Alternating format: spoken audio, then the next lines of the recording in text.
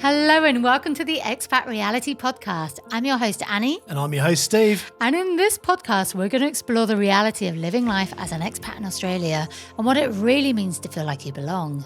Join us as we uncover the challenges and opportunities that expat life presents on the search for settled. With our stories, tips and interviews, see us as your two friends to help you navigate expat life abroad.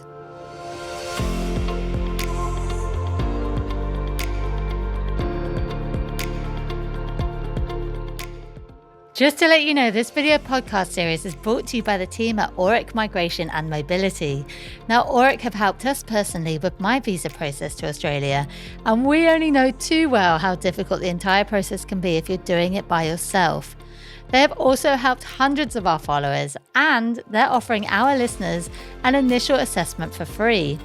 Email them your visa situation, questions or concerns, and they will get back to you at no extra cost. Simply mention the Expat Reality Podcast when you email them at migration@aurec.com. Auric is spelled AUREC. So that's migration@aurec.com.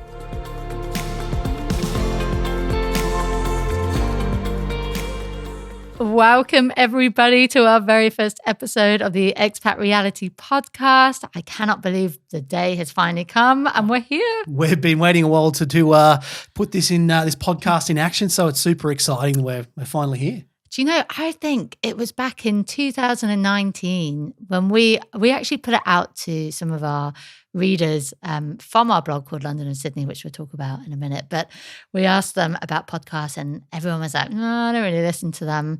And so we just kind of put it off, didn't we? And then now we're like, I feel like we're in a really good position where we're like, let's get into it. Let's start diving a bit more deeper into this sort of reality of being an expat and really sharing some useful tips and info that we've learned along the way, not only as a British woman, but as living with an Australian as well. So we're really pumped to bring you this first season. Yeah, it's exciting stuff. We have a load of stuff to dive into. We're going to explore a load of topics about living in Australia, being an expat, and all the things that happen along the way. There's a lot to cover, I think. So yeah, and especially that roller coaster of emotions as well, because you're going to have so many highs and so many lows, and it's all going to be muddled, and you're going to be totally confused about where you're meant to be in the world and which country you're really meant to live in, which is what I've been going through for 11 years now since I first came to Australia after I met Steve. And I've also been an expat in England, so I've got that flip side knowledge as well. So, and we've both actually been back to England together. So there's kind of some different sort of things I think we can unpack here to get right into what that really means. That's right. So hopefully you might think this podcast sounds okay, because luckily for us.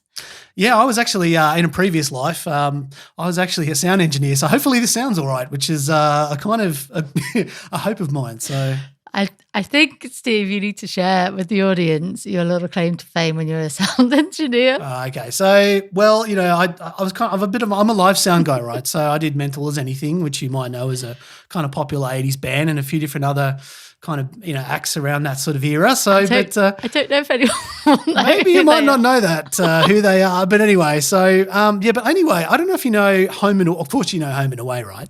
Oh my God. If we have an expat audience who are probably mostly Brits, that's like, how can you not know what Home and Away is? Well, yeah. I mean, so Home and Away. So basically the brother of the guy who sang that song, and the band's called Friends or Rom. So it was the brother of one of the guys who was in Friends or Rom. I actually mixed his band. So it's pretty exciting. It was my very first project. Wait up. So it wasn't actually the band that sang the Home and Away theme tune. It was the brother of the singer of the band. Yes, that is very true. Correct, Annabelle. You've scored 10 points. Well done. I think you're on a good path. I think, I think your career as a sound engineer obviously didn't take off as much as you probably hoped it Well, would. I've also got family members who appeared in Muriel's wedding, but we'll leave that for another time. Oh my God. No, you can't leave that to another time. This is the most amazing thing ever, everyone. So Steve's uncle, which movies has he been in, Steve? He's been in Muriel's wedding. You'll have to remind me of some of the other ones. I can't even remember. Hello. I mean, it's not that big a deal, is it? Strictly Ballroom. Strictly These Ballroom. are two of the greatest Australian movies ever made. No Aussies actually watch these, do they? Is that They do. Oh, you're not with it, honestly. Two of the greatest Australian movies ever. I'm not convinced on that one, though. So Steve's uncle was a jazz musician, but also an extra in movies and stuff. And so he's in both of those movies as extras, which to me is like the best thing in the whole world. I think that's amazing that I know of someone who was in those movies. So we're covering the, all the approaches here. We've got the home and away thing and the Muriel's wedding thing all packed into one.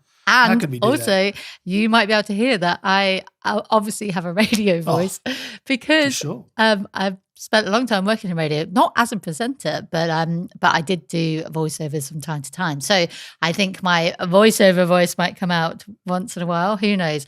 But hopefully we're off to a good start and you are pleased with the way that this podcast sounds. Hopefully the content might be okay.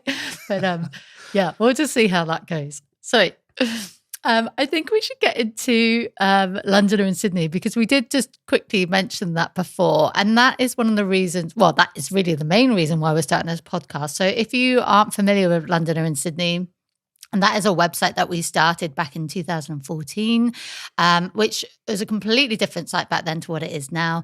What did it start out as, Annie? God, I wasn't going to talk about that. Can you tell us a bit about how that story evolved? I was going to skim past that and just get straight to it. But no, oh God. Okay. So I basically started it as a fashion blog because I wanted to work in fashion at the time. A fashion blog, is that right? No, but there's nothing wrong with fashion blogs. I follow lots and lots of fashion influencers, especially on Instagram, and they influence me to the point I actually bought a dress the other day from a fashion influencer that I follow called, I'm just going to plug her because she's really good. She's called Pascal Banks. Go and follow her. She's based in London. Anyways. Does that make her a fashion influencer? A what? A fashion influencer. I don't even know what that means. Are you making up names again? No, I'm not making up names again. I think that's probably a thing.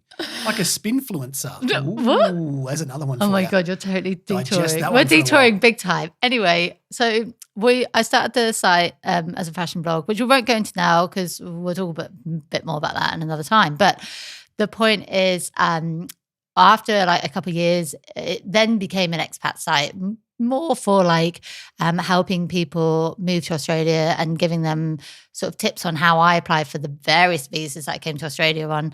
And more like mostly it was more about really providing those sort of day trips from Sydney and showing people that there's way more to living in Sydney than, for example, living on Bondi Beach or in Manly, for example. So it's really helping people make the most of their experience living abroad in Australia. And that's what we really love doing, is that sort of exploring and travel and adventure, which we both absolutely love. Fast forward so many years since we started it, and London and Sydney has become one of the leading like travel sites really in Australia, which is unbelievable for us, to the point where we really concentrate on those sort of expat guides written a lot by a lot of our readers, which is absolutely amazing. So our readers now are sharing their travel guides for places that they love around Australia as well as sharing those sort of expat interviews about other people's experiences of moving over to Australia as well, which is amazing. So there's a lot to unpack there. Lots to unpack. That's basically that in a nutshell. But the reason why we're kind of starting this podcast is to really sort of dive a bit deeper to what you would see on our blog.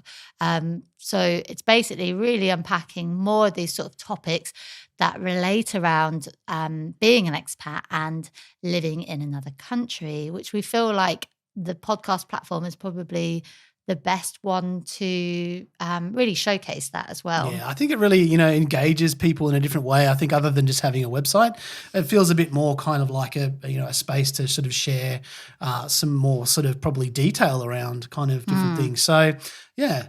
So we're going to also talk about what it's like to live in Australia as well. So as I sort of previously mentioned, I ended up meeting Steve in India of all places, and we ended up coming here in 2011. So I've been here for a long time, which completely wasn't planned at all. And we'll talk more about that on the next episode when we really dive into how we met. And it's actually a really cool story, which we're both kind of proud of. Yeah, it's got a little bit to do with being high up in the mountains and struggling to breathe when you have a smooch, but I should leave that to another episode.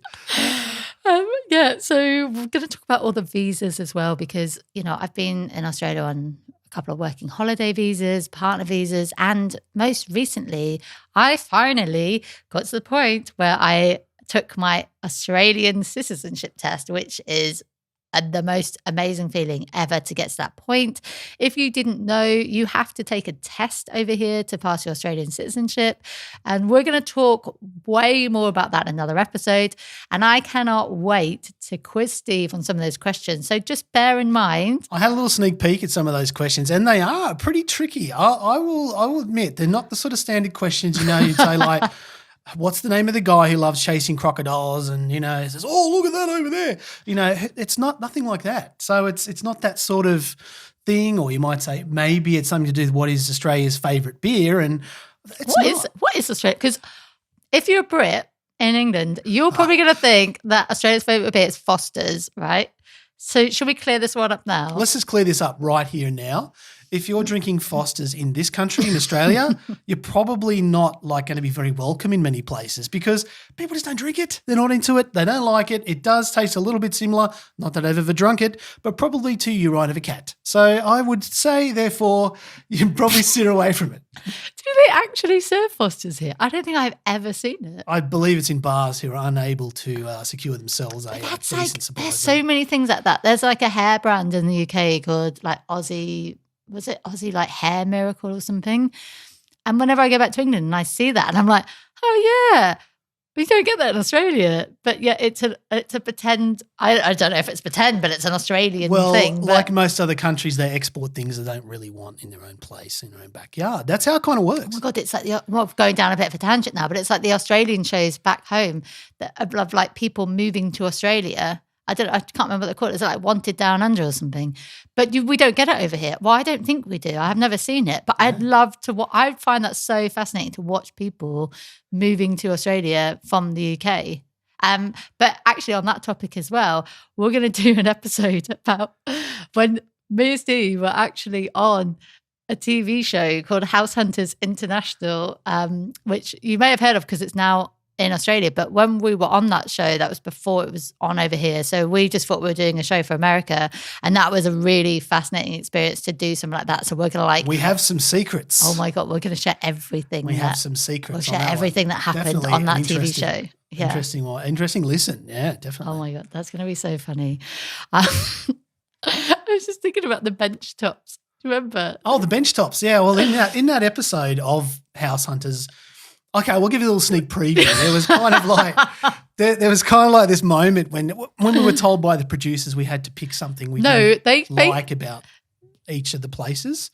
And so my thing was cooktops. It was all about cooktops and the budget. So I had to kind of weave those into the story. And at the time, I didn't think I mentioned it that much, but they cut it to make it look like all I ever spoke about was the budget. So I'm walking oh, that's not in the budget, Annie. No, that's not in the budget. And I was thinking, I only said that a few times, and it made me sound like all I was talking about was that. And the cooktops. I was all about, no, I'm not interested unless it has gas cooktops. It's not my thing. So it's interesting to see the whole process of, you come into something thinking it's kind of innocent and, there's a bit of reality in there. But I think when you see the finished product, having been a part of that process. Yeah, but can you imagine what it would be like to be on Maths or something, like Married at First Sight, everyone? Best TV show in Australia by a mile. Oh, well, Annie, that is very debatable. And you're more than welcome to have that opinion, but I'm not sure I would kind of be in that same ballpark with that. Why are you pretending you love that show? You do. I do watch a little bit, but don't tell anyone. anyone else. It's just, look, I you know when the bloke's sitting on the couch with the other half and kind of she flicks something on and all of a sudden you find you look up and you're like, I've been my watching this God. for 5 minutes now. He's so And all of a sudden I'm pretending. into it. Like, what's going on? This is not right. You don't need to pretend kinda- on here, Steve. It's fine. You This kind of is- have a bit of watcher's guilt. It's our Watcher's space. guilt. This is our space. It's fine. You can open up here. It's okay. It's like, I'm going to do like a maths recovery session maybe, like. Oh my God. This episode is really going off on tangents, isn't it? We were like, right, we're going to tell you everything that it's about. And then suddenly we're talking about fashion influencers. Now we're talking about house hunters. Fashion influencers. And then we're talking about home and away. It's kind of going a bit mad. But anyway, there is some points to all these topics that we're talking We'll get to about. them. We're also going to talk about how Australia is not quite what people might think it is in terms of, you're moving over here. And yes, the weather is pretty much good. I say most of the time, apart from it's been like flooding for like ages in the last year. But generally, the weather's very good here. And we also have access to a ridiculous amount of insane and amazing beaches as well. But it's not like being on a permanent holiday is what I'm trying to say. So we're basically just going to tell you what the reality is really like living in here when it comes to like working here and, what your day-to-day world is probably going to look like. We're also going to talk about, which that kind of goes hand in hand with really sort of settling into Australian life as well, because, it's very different from the UK, especially. And I was thinking about it after we moved back to, there's another thing. After we moved back to the UK in 2018, we did that for 6 months.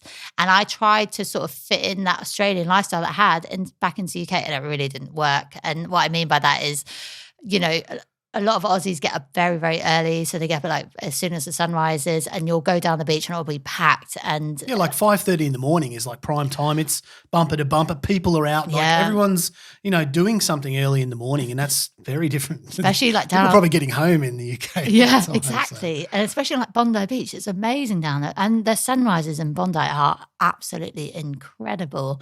And I absolutely love watching the sunrise from icebergs, a famous swimming pool there, which is a must-see when you come over.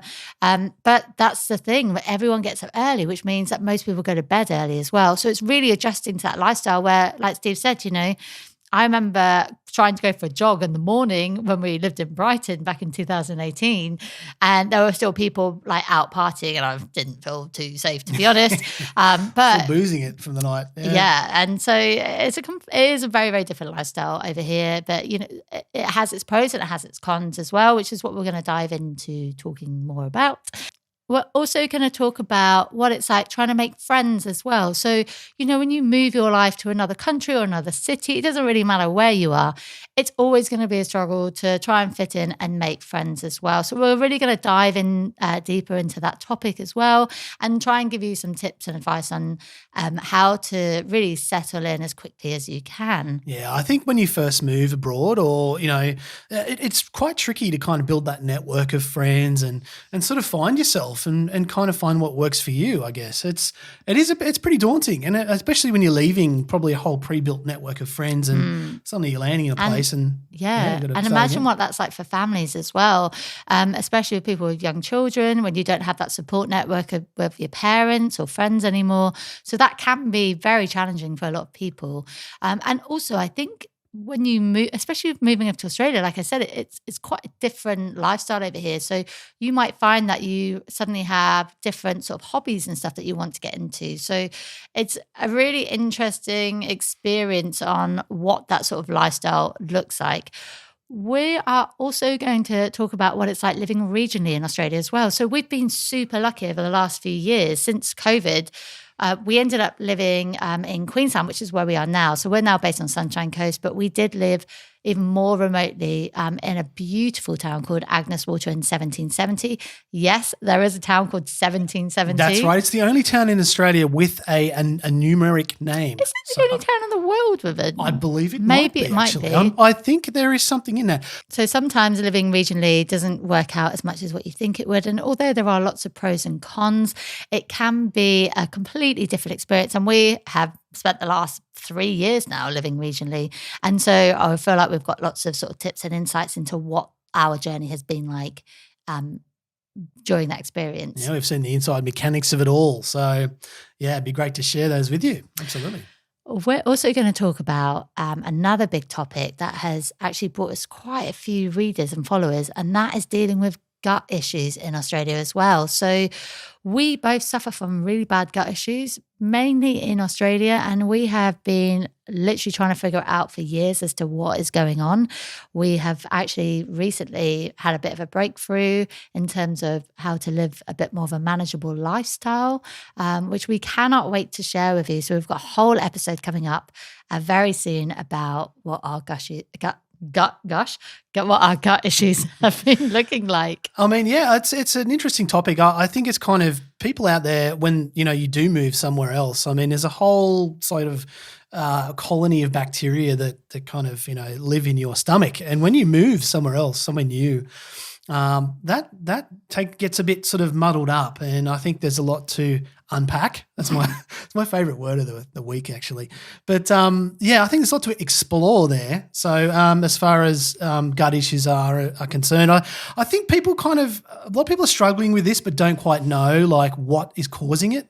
And we've got some things that helped us, so we're going to share those with you anyway. I think there's some interesting things in there. And I think with gut issues especially, oh my God, it can be the most lonely experience ever. And if you don't know anyone else who's going through it, it will impact not only yourself, but lots of people around you as well. And so we're here to sort of give you that sort of reassurance that you're not alone and that we have both struggled with it hugely and spent a ridiculous amount of money trying to fix this issue as well. So I cannot wait to really dive in more and be able to explore that issue and topic and share our insights with you.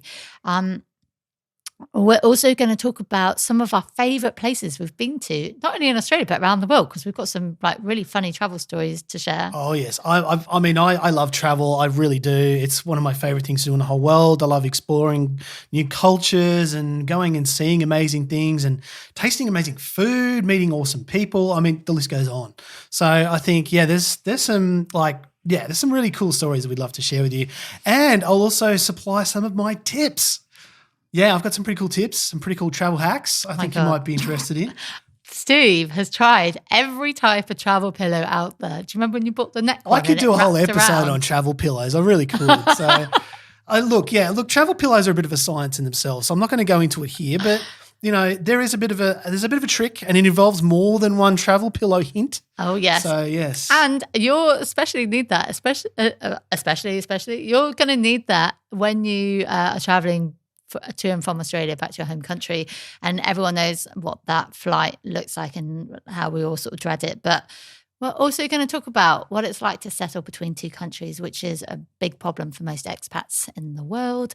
And what I mean by that is, really understanding where you're meant to be in the world, because sometimes, you might have this dream to come and live in Australia, and then you get over here and then you're like, oh, it's not quite how I remembered, or I miss my friends and family. And then when you go back, you might feel like you don't fit in anymore. And so really understanding where you're meant to be, but also not only not feeling like you fit in, but it could be the reverse as well, where your friends and family are missing you so much and putting that pressure on you to move back home, and you're just so undecided as to what to do. Yeah, that's the ping pong pom syndrome. It definitely is a thing. And, things change when you move back after being somewhere. I think, you kind of find that a lot of things you thought were kind of really cool may not quite be the same when you get back again. So there's definitely some interesting things I think worth exploring there as well.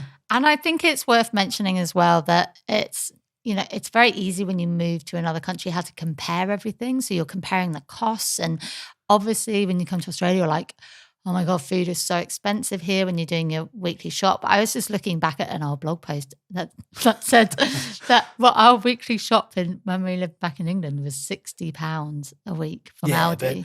But, £60. We probably ate out a lot more than what we do now. So. Oh my God, if I had that over here.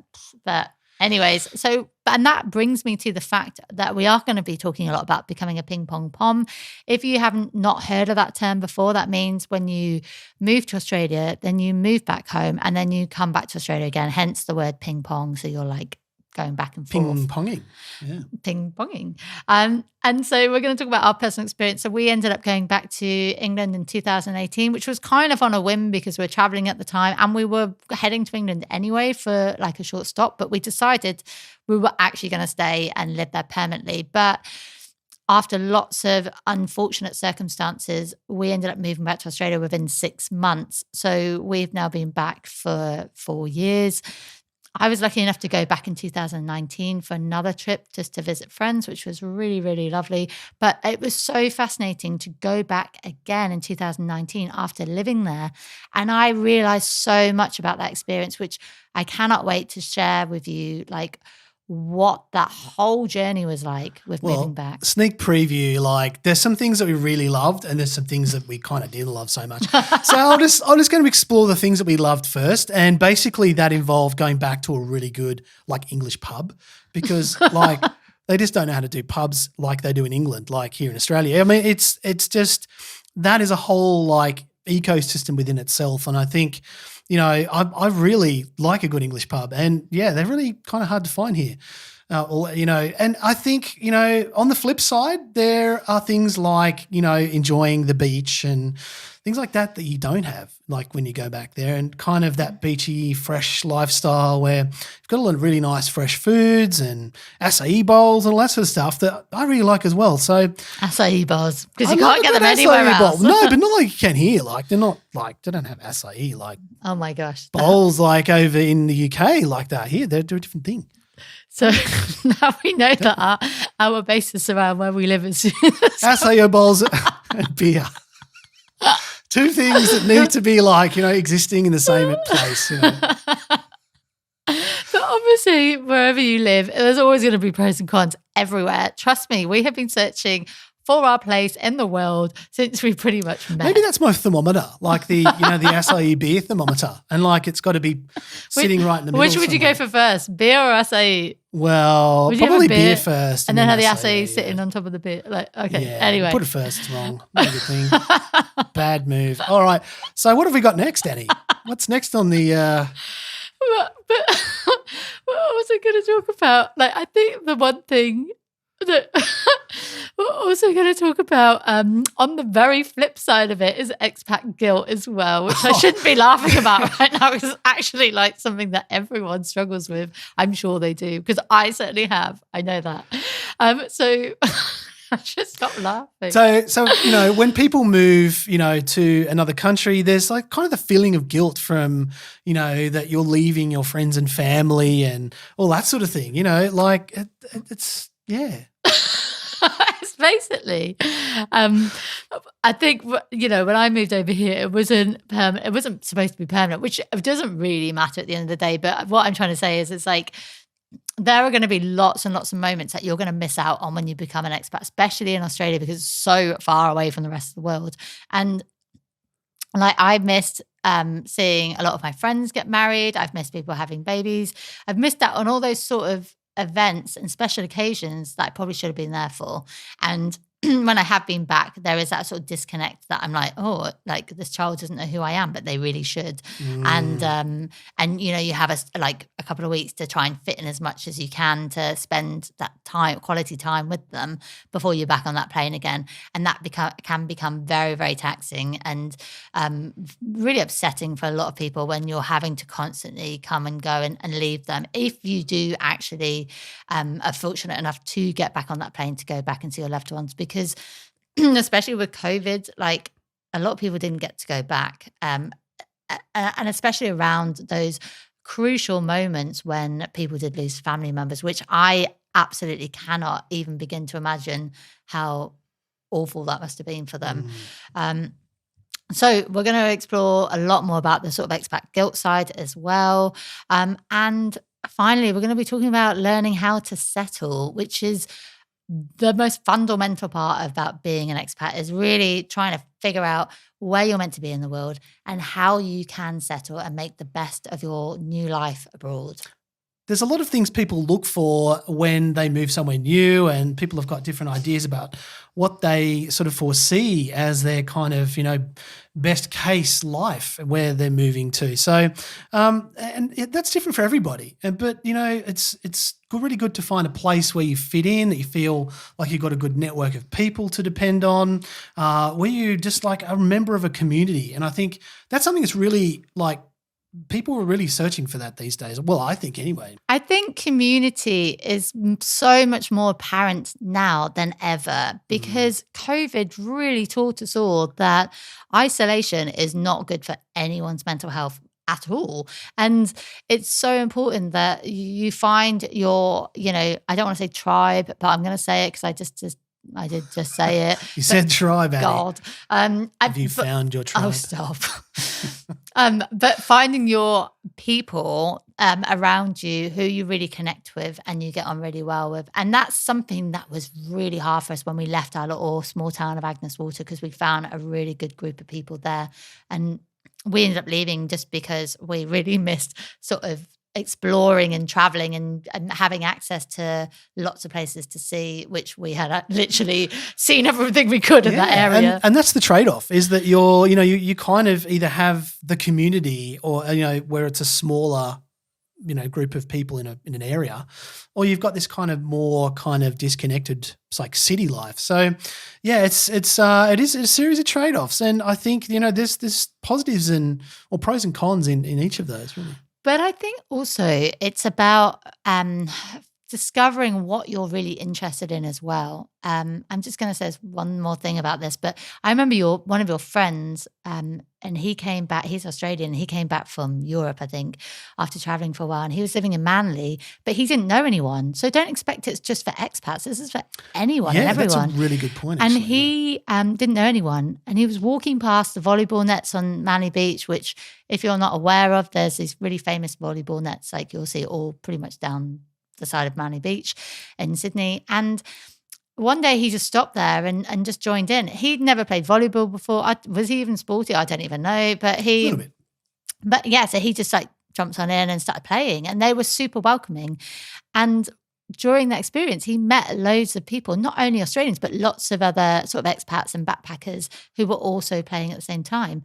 And he said that completely transformed his life just from stepping in out of his comfort zone and just taking part in that game. I think that's an important point, stepping out of your comfort zone. Yeah. To something, I think it's hard. It's not an easy thing to do. I'm not going to pretend it's simple and a walk in the park. And I think the older you get, the more harder it becomes because it's easy to make excuses. But we're going to dive a lot more deeper into that topic as well, because I know that is so important for all expats when you're moving to another country. Actually, just a quick one. I had someone message me yesterday about it, asking me how, like, she was moving to Australia and she's 26-year-old, and she was asking me how to make friends. So it comes in all different ages and everything. It's not just for, a specific age group at all. And we're also going to be talking to lots of people as well, not only other expats who've moved to Australia, but people who've moved back home. And one thing I'm really looking forward to is chatting to some of my favourite expat social media stars as well. Cannot wait to get into those conversations and talk to them about how they've grown their social media and how they've got a big following through their different expat content that they've created. So can't wait to bring you that as well. Some diverse, views on different things, and really getting a pretty wide scope of different topics. So we've got a lot to explore. Lots to explore. So it doesn't matter if you're an expat in Australia. It doesn't matter if you're an expat anywhere in the world. It doesn't matter if you are Australian or wherever you're from. Basically, we would love you guys just to see us as your two mates when you're going on your morning run or your dog walk or whatever you're doing, and whenever you listen to a podcast, that we are here to help you cheer up your day and inspire you in one way or another. Don't know what that's going to look like, but hopefully it'll be a good thing. I think we'd love to inspire you to be able to be the most amazing expat you can be. Or Australian or wherever. Or Australian you can be. Even how was that? Even as Australian. A really good Australian, an amazing Australian, and an amazing expat. There you go. Well, how about an expat Australian? I don't know. Oh God. Hopefully this podcast is going to get better. We'll figure it out as we go. Anyway, please join us. We're going to have a really amazing time. Enjoy the series, and we'll see you on the next podcast. We'll be back for the next podcast where you can find out how we met and why we ended up in Australia, which is a really fun episode. Can't wait to share it with you. We'll be back soon. Okay, take care and bye for now. Bye. Bye.